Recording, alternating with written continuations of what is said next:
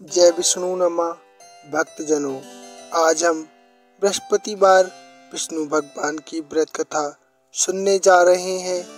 आप भक्तों कथा को संपूर्ण एवं सप्रेम सुनिएगा एवं विष्णु भगवान की कृपा प्राप्त कीजिएगा। वीडियो को लाइक शेयर कर लेना, चैनल भी सब्सक्राइब कर लेना, आपका बहुत धन्यवाद होगा। भक्तजनों, आप पर विष्णु जी की कृपा सदैव बनी रहे, हमारी बस यही कामना है, क्योंकि भगवान विष्णु भक्त वत्सल हैं। वह अपने भक्तों के श्रद्धा भाव को बहुत जल्दी जान लेते हैं और भक्ति का परिणाम हमेशा शुभ फल में देते हैं, क्योंकि भक्त वत्सल हमारे श्री हरि अपने भक्तों को कभी भी दुखी नहीं रहने देते हैं। इसलिए भक्तों सप्रेम संपूर्ण कथा सुनिएगा। भारतवर्ष में एक प्रतापी और दानी राजा राज करता था। वह नित्य गरीबों और ब्राह्मणों की सहायता करता था। ये बात उसकी रानी को अच्छी नहीं लगती थी। वह ना ही गरीबों को दान देती, ना ही भगवान का पूजन करती थी और राजा को भी दान देने से मना किया करती थी। एक दिन राजा शिकार खेलने वन में गए हुए थे, तो रानी महल में अकेली थी। उसी समय बृहस्पति देव भगवान साधु वेश में राजा के महल में भिक्षा के लिए गए और भिक्षा मांगी। रानी ने भिक्षा देने से इनकार कर दिया और कहा, हे साधु महाराज, मैं तो इस दान पुण्य से तंग आ गई हूँ। मेरा पति सारा धन लुटाते रहते हैं। मेरी इच्छा है कि हमारा धन नष्ट हो जाए, फिर ना रहेगा बांस और ना बजेगी बांसुरी। साधु ने कहा, देवी तुम तो बड़ी विचित्र हो। ऐसी कोई स्त्री होती है क्या? धन संतान तो सभी चाहते हैं, पुत्र और लक्ष्मी तो पापी के घर भी होनी चाहिए। यदि तुम्हारे पास अधिक धन है तो भूखों को भोजन दो, प्यासों के लिए प्याऊ बनवाओ, मुसाफिरों के लिए धर्मशाला खुलवाओ। परंतु रानी पर साधु का कोई उपदेश काम नहीं कर सका। वह बोली, महाराज आप मुझे कुछ न समझाइए। मैं ऐसा धन नहीं चाहती हूँ जो हर जगह बांटती फिरूं। साधु ने उत्तर दिया, यदि तुम्हारी ऐसी इच्छा है तो ऐसा ही होगा। इतना कहकर साधु महाराज ने कहा, तुम ऐसा करना कि बृहस्पतिवार को घर को लीप कर पीली मिट्टी से अपना सिर धोकर स्नान करना, भट्टी चढ़ाकर कपड़े धोना। ऐसा करने से आपका सारा धन नष्ट हो जाएगा। इतना कहकर वह साधु महाराज वहां से आलोप हो गए। साधु के अनुसार कही बातों को पूरा करते हुए रानी को केवल 3 बृहस्पतिवार ही बीते थे कि उसकी समस्त धन संपत्ति नष्ट हो गई। भोजन के लिए राजा का परिवार तरसने लगा।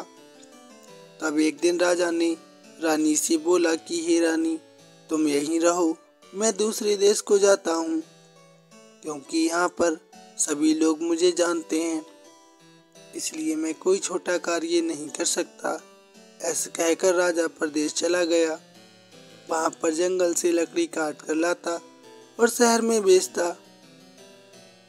इस तरह वह अपना जीवन व्यतीत करने लगा। इधर राजा के प्रदेश जाते ही रानी और दासी दुखी रहने लगी।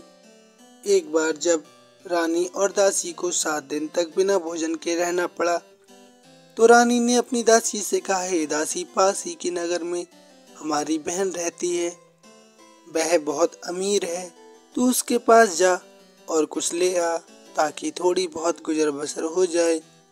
दासी रानी की बहन के पास गई।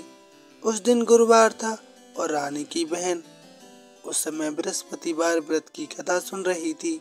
दासी ने रानी की बहन को अपनी रानी का संदेश दिया, लेकिन रानी की बड़ी बहन ने कोई उत्तर नहीं दिया। जब दासी को रानी की बहन से कोई उत्तर नहीं मिला तो वह बहुत दुखी हुई और उसे क्रोध भी आया। दासी ने वापस आकर रानी को सारी बात बता दी। ये बात सुनकर रानी ने अपने भाग्य को कोसा।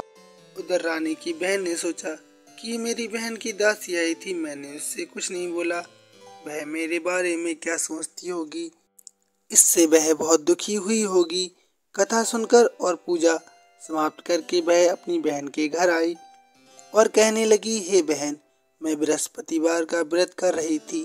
तुम्हारी दासी मेरे घर आई, परंतु जब तक कथा होती तब तक ना ही उठ सकते हैं और ना ही बोल सकते हैं, इसलिए मैं नहीं बोली। कहो दासी क्यों गई थी? रानी बोली, बहन तुमसे क्या छिपाऊं, हमारे घर में खाने तक को अनाज नहीं था। ऐसा कहते कहते रानी की आंखें भर आईं। उसने दासी समेत पिछले 7 दिनों के भूखे रहने तक का सारा वृत्तांत अपनी बहन को विस्तार पूर्वक सुना दिया। रानी की बहन बोली, देखो बहन, भगवान बृहस्पति देव सबकी मनोकामना को पूर्ण करते हैं। देखो शायद तुम्हारे घर में अनाज रखा हो। पहले तो रानी को विश्वास नहीं हुआ, पर बहन के आग्रह पर उसने अपनी दासी को अंदर भेजा तो उसे सचमुच अनाज से भरा एक घड़ा मिल गया। ये देखकर दासी को बड़ी हैरानी हुई। दासी रानी से कहने लगी, हे रानी, जब हमको भोजन नहीं मिलता तो हम व्रत ही तो करते हैं, इसलिए क्यों ना इनसे व्रत और कथा की विधि पूछ ली जाए ताकि हम भी व्रत कर सकें। तब रानी ने अपनी बहन से बृहस्पतिवार व्रत के बारे में पूछा। उसकी बहन ने बताया, बृहस्पतिवार के व्रत में चने की दाल और मुनक्का से विष्णु भगवान का केले की जड़ में पूजन करना चाहिए तथा दीपक जलाना चाहिए, व्रत कथा सुननी चाहिए, पीला भोजन करना चाहिए। इससे बृहस्पति देव प्रसन्न होते हैं। व्रत और पूजन विधि बताकर रानी की बहन अपने घर वापस लौट आई। 7 दिन के बाद जब गुरुवार आया तो रानी और दासी ने व्रत रखा। गौशाल में जाकर चना और गुड़ लेकर आई, फिर उससे केले की जड़ तथा भगवान विष्णु का पूजन किया। अब पीला भोजन कहाँ से लाए, इस बात को लेकर दोनों बहुत दुखी थे। क्योंकि उन्होंने व्रत रखा था, इसलिए बृहस्पति देव उनसे प्रसन्न थे। इसलिए वे एक साधारण व्यक्ति का रूप धारण करके थालों में सुंदर पीला भोजन सजाकर दासी को दे गए। भोजन पाकर दासी प्रसन्न हुई और फिर रानी के साथ मिलकर भोजन ग्रहण किया। उसके बाद वे सभी गुरुवार को व्रत और पूजन करने लगी। बृहस्पति भगवान की कृपा से उनके पास फिर से धन संपत्ति आने लगी, परंतु रानी फिर से पहले की तरह आलस करने लगी। तब दासी बोली, देखो रानी, तुम पहले भी इस प्रकार का आलस करती थी, इसलिए तुम्हारा सारा धन नष्ट हो गया था। कृपया तुम अब ऐसा मत करो, अन्यथा फिर से आपका धन नष्ट हो जाएगा। और जब भगवान बृहस्पति देव की कृपा से धन मिला है तो फिर से इसे आलस से मत गवाओ। रानी को समझाते हुए दासी कहती है कि बड़ी मुसीबतों के बाद हमने ये धन पाया है, इसलिए हमें दान पुण्य करना चाहिए, भूखे मनुष्यों को भोजन कराना चाहिए और धन को शुभ कार्यों में खर्च करना चाहिए, जिससे तुम्हारे कुल का यश बढ़ेगा, स्वर्ग की प्राप्ति होगी और पितृ प्रसन्न होंगे। दासी की बात सुनकर रानी अपना धन शुभ कार्यों में खर्च करने लगी, जिससे पूरे नगर में उसका यश फैलने लगा। बृहस्पतिवार व्रत कथा के बाद श्रद्धा के भाव के साथ आरती की जानी चाहिए। इसके बाद प्रसाद बांटकर उसे ग्रहण भी करना चाहिए। एक दिन राजा दुखी होकर जंगल में एक पेड़ के नीचे आसन जमा कर बैठ गया। वह अपनी दशा को याद करके बहुत व्याकुल हो रहा था। वह बृहस्पतिवार का दिन था। एकाएक उसके सामने एक निर्जन वन में एक साधु प्रकट हुए। वह साधु वेश में स्वयं बृहस्पति भगवान थे। लकड़हारे के सामने आकर बोले, हे लकड़हारे, इस सुनसान जंगल में तू चिंता मग्न क्यों बैठा है? लकड़हारे ने दोनों हाथ जोड़कर प्रणाम किया और उत्तर दिया, हे महात्मा जी, आप सब कुछ जानते हैं, मैं क्या कहूँ। ये कहकर वह रोने लगा और साधु को अपनी आत्मकथा सुनाई। महात्मा जी ने कहा, तुम्हारी स्त्री ने बृहस्पति के दिन बृहस्पति भगवान का निरादर किया है, जिसके कारण रुष्ट होकर उन्होंने तुम्हारी ये दशा कर दी है। अब तुम चिंता को दूर करके मेरे कहने पर चलो तो तुम्हारे सब कष्ट दूर हो जाएंगे और भगवान पहले से भी अधिक आपको संपत्ति देंगे। तुम बृहस्पतिवार के दिन कथा किया करो अथवा व्रत किया करो। 2 पैसे के चने मुनक्का लाकर उसका प्रसाद बनाओ और शुद्ध जल से लोटे में शक्कर मिलाकर अमृत तैयार करो। कथा के पश्चात अपने सारे परिवार और सुनने वाले प्रेमियों में अमृत व प्रसाद बांटकर आप भी ग्रहण करो। ऐसा करने से भगवान तुम्हारी सब मनोकामनाएं अवश्य पूरी करेंगे। साधु के ऐसे वचन सुनकर लकड़हारा बोला, हे प्रभु, मुझे लकड़ी बेचकर इतना पैसा नहीं मिलता जिससे भोजन के उपरांत कुछ बचा सकूं। मैंने रात्रि में अपनी स्त्री को व्याकुल देखा है, मेरे पास कुछ भी नहीं जिससे मैं उसकी खबर मंगा सकूं। साधु ने कहा, हे लकड़हारे, तुम किसी बात की चिंता मत करो। बृहस्पति के दिन तुम रोजाना की तरह लकड़ियां लेकर शहर को जाओ। तुमको रोज से दुगना धन प्राप्त होगा जिससे तुम भली भांति भोजन कर लोगे तथा बृहस्पति देव का पूजन सामग्री भी आप खरीद लोगे। इतना कहकर साधु अंतर्ध्यान हो गए। धीरे धीरे समय व्यतीत होने लगा। फिर वही बृहस्पतिवार का दिन आया। लकड़हारा जंगल से लकड़ी काटकर किसी शहर में बेचने गया। उसे उस दिन और दिन से अधिक धन प्राप्त हुआ। राजा ने चना गुड़ आदि लाकर गुरुवार का व्रत किया। उस दिन से उसके सभी क्लेश दूर होने लगे। परंतु जब दोबारा गुरुवार आया तब राजा ने बृहस्पतिवार का व्रत करना भूल गया। इसी कारण भगवान बृहस्पति देव नाराज हो गए।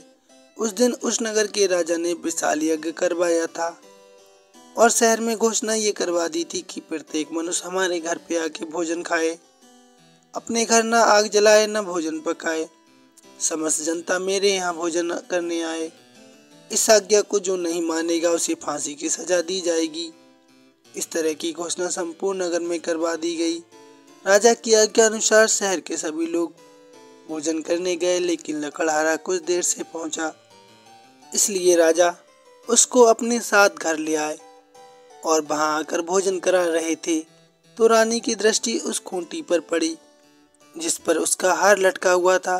वह वहां पर दिखाई नहीं दिया। रानी ने निश्चय किया कि मेरा हार इस मनुष्य ने चुरा लिया है। उसी समय सिपाहियों को बुलाकर उसको कारागार में डलवा दिया गया। जब लकड़हारा कारागार में पड़ गया और बहुत दुखी होकर विचार करने लगा कि ना जाने कौन से पूर्व जन्म के कर्म से मुझे ये दुख प्राप्त हुआ है, और उसी साधु को याद करने लगा जो कि जंगल में मिला था। उसी समय तत्काल बृहस्पति देव साधु के रूप में प्रकट हुए और उसकी दशा को देखकर कहने लगे, अरे मूर्ख, तूने बृहस्पति देव की कथा नहीं करी, इसी कारण तुझे दुख प्राप्त हुआ है। अब चिंता मत कर। बृहस्पतिवार के दिन कारागार के दरवाजे पर तुझे 4 पैसे पड़े मिलेंगे। उनसे तू बृहस्पति देव की पूजा करना, तेरे सभी कष्ट दूर हो जाएंगे। बृहस्पतिवार के दिन उसे 4 पैसे मिले। लकड़हारे ने कथा कही। उसी रात्रि को बृहस्पति देव ने उस राजा के स्वप्न में आकर कहा, हे राजा, तुमने जिस आदमी को कारागार में बंद कर दिया है वह निर्दोष है, वह राजा है, उसे छोड़ देना। रानी का हार उसी खूंटी पर लटका है। अगर तू ऐसा नहीं करेगा तो मैं तेरे सारे राज को नष्ट कर दूंगा। इस तरह रात्रि का स्वप्न को देखकर राजा प्रातःकाल उठा और खूंटी पर हार देखकर लकड़हारे को बुलाकर क्षमा मांगी तथा लकड़हारे को योग्य सुंदर वस्त्र आभूषण देकर विदा कर दिया। बृहस्पति देव की आज्ञा अनुसार लकड़हारा अपने नगर को चल दिया। राजा जब अपने नगर के निकट पहुंचा तो उसने देखा और उसे बड़ा आश्चर्य हुआ। नगर में पहले से अधिक बाग, तालाब, कुएं तथा बहुत सी धर्मशाला, मंदिर आदि बन गए हैं। राजा ने पूछा, ये किसका बाग और धर्मशाला है? तब नगर के सब लोग कहने लगे, ये सब रानी और बांदी के हैं। तो राजा को आश्चर्य हुआ और गुस्सा भी आया। जब रानी ने ये खबर सुनी कि राजा आ रहे हैं तो उसने बांदी से कहा, हे दासी, देख राजा हमको कितनी बुरी हालत में छोड़ गए थे। हमारी ऐसी हालत देखकर कहीं वह वापस ना लौट जाएं, इसलिए तू दरवाजे पर खड़े हो जा। आज्ञा अनुसार दासी दरवाजे पर खड़ी हो गई। राजा आए तो उसने देखा और वह राजा को अंदर लेवा लाई। तब राजा ने क्रोध करके अपनी रानी से पूछा कि ये धन तुम्हें कैसे प्राप्त हुआ? तब उन्होंने कहा, हमें ये सब बृहस्पति देव की कृपा से प्राप्त हुआ है।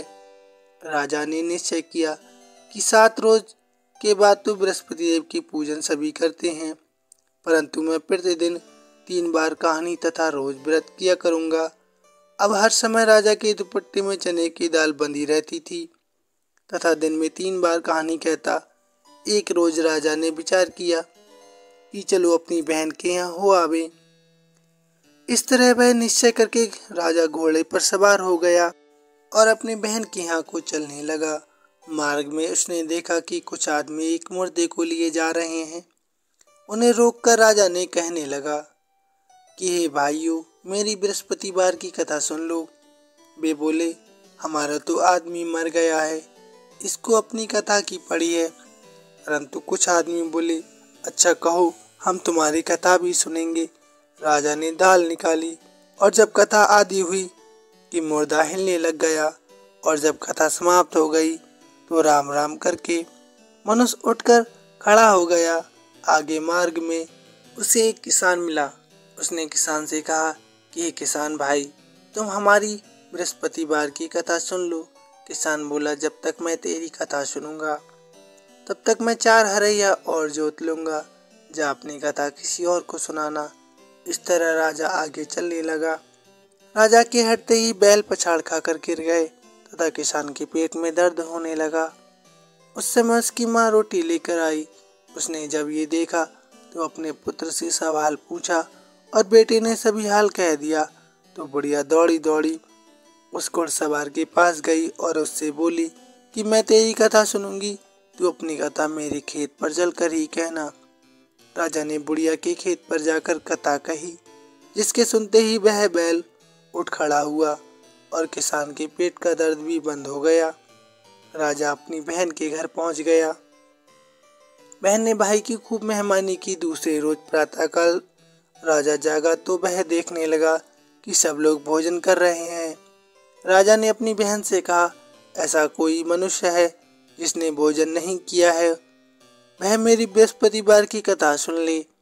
बहन बोली, हे भैया, ये देश ऐसा ही है कि पहले यहाँ लोग भोजन करते हैं, बाद में अन्य काम करते हैं। अगर कोई पड़ोस में हो तो मैं देखाऊं। वह ऐसा कहकर देखने चली गई, परंतु उसे कोई व्यक्ति नहीं मिला जिसने भोजन ना किया हो। अतः वह एक कुम्हार के घर गई जिसका लड़का बीमार था। उसे मालूम हुआ कि उनके यहाँ किसी ने 3 रोज से भोजन नहीं किया है। रानी ने अपने भाई की कथा सुनने के लिए कुम्हार से कहा। वह तैयार हो गया।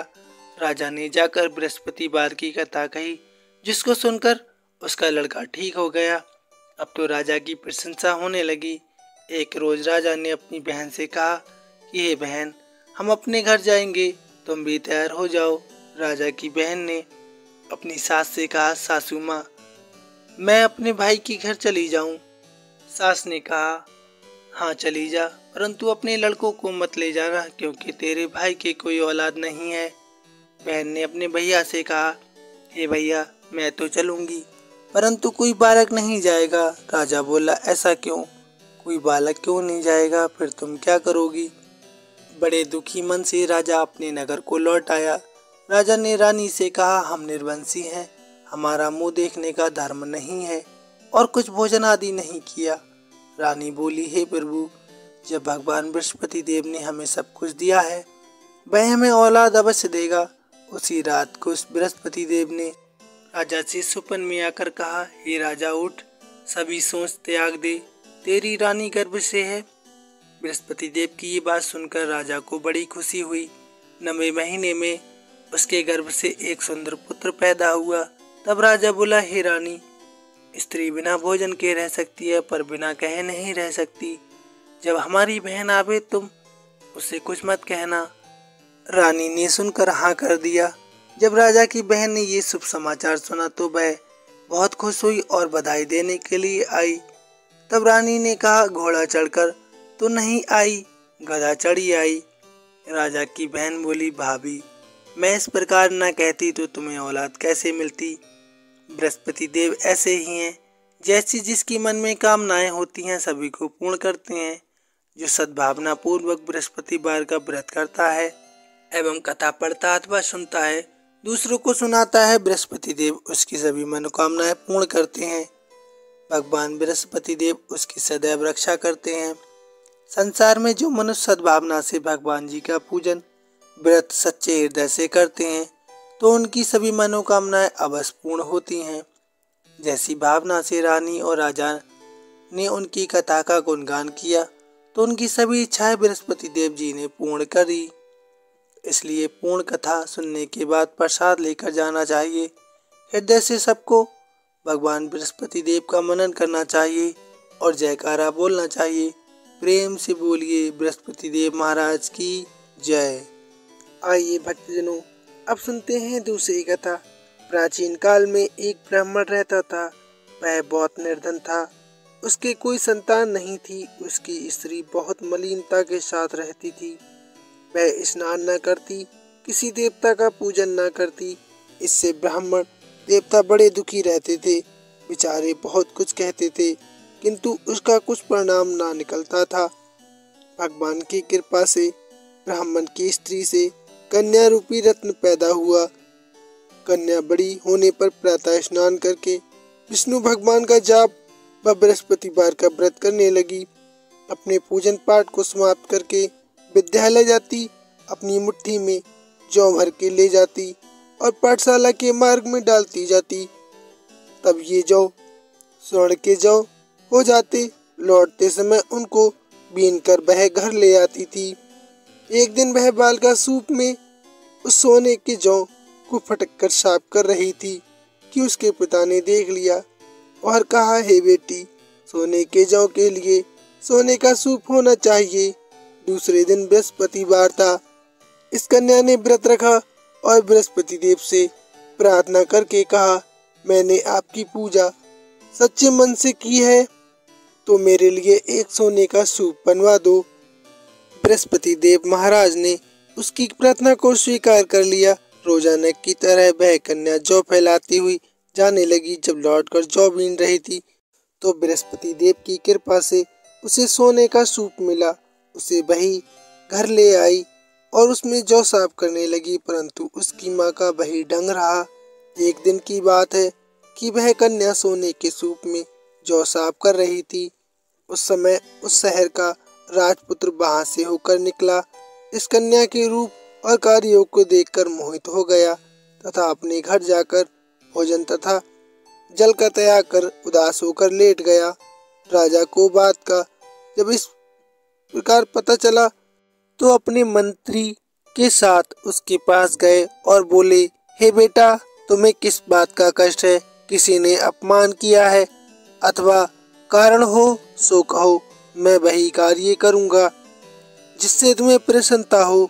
अपने पिता की राजकुमार ने बातें सुनी तो वह बोला, मुझे आपकी कृपा से किसी बात का दुख नहीं है।